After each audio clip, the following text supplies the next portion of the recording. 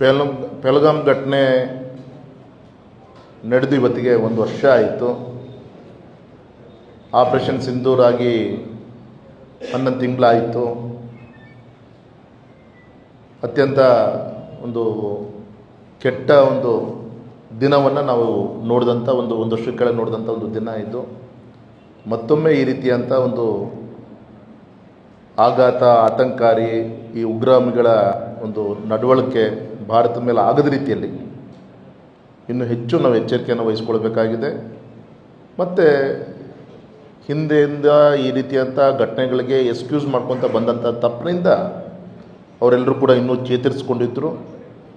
Operation Sindoor ಮುಖಾಂತರ ಉತ್ತರ ಕೊಡುವಂಥ ಪ್ರಯತ್ನ ಗೌರವಾನ್ವಿತ ಗೃಹ ಸಚಿವರು ಮಾಡಿದ್ರು. ಮತ್ತು ಗೃಹ ಸಚಿವರು ಹೇಳಿದಾಗೆ ಅದು ಟೆರರಿಸಮ್ ಇರ್ಬೋದು, ಈವನ್ ನಕ್ಸಲಿಸಮ್ ಇರ್ಬೋದು, ಝೀರೋ ನಕ್ಸಲಿಸಮ್ ಮಾಡ್ತೀನಿ ಅಂತೇಳಿ ಹೇಳಿದ್ದರು. ಇಂಥ ಡೇಟಿಗೆ ಅದನ್ನು ಕೂಡ ಮಾಡಿ ತೋರಿಸಿದ್ದಾರೆ. ಒಂದು ಸದೃಢವಾಗಿ ದೇಶವನ್ನು ತೆಗೆದುಕೊಳ್ಳೋ ಕೆಲಸ ಇವತ್ತು ಆಗ್ತಾಯಿದೆ ಸರ್.